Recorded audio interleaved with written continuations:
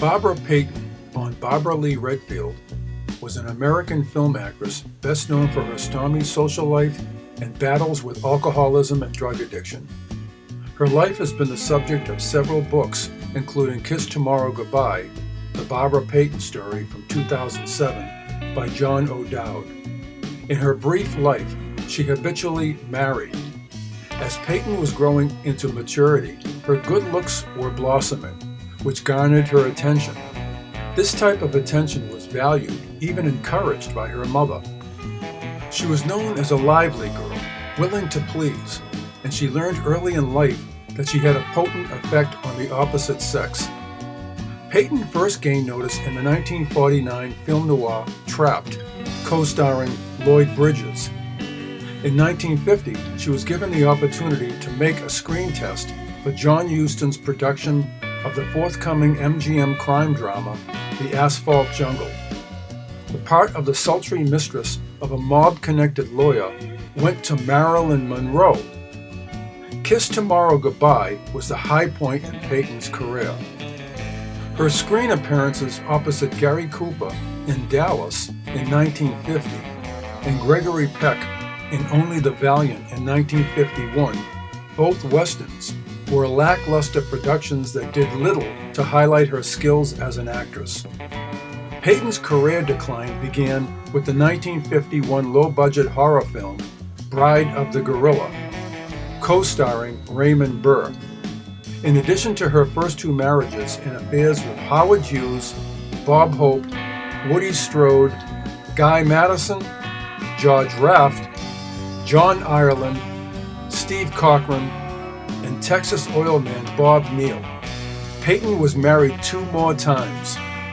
Payton's hard drinking and hard living ultimately destroyed her physically and emotionally. From 1955 to 1963, her alcoholism and drug addiction led to multiple skirmishes with the law, which included arrests for passing bad checks and eventually an arrest on Sunset Boulevard for prostitution. Payton was offered the option of being admitted to a detox unit and said, "I'd rather drink and die."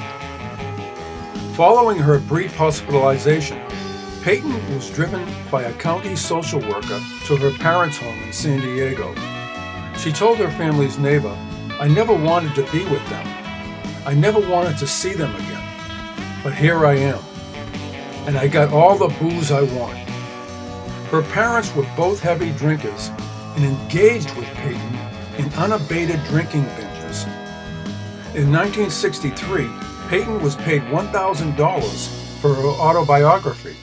It was called I Am Not Ashamed, which was ghostwritten by Leo Guild.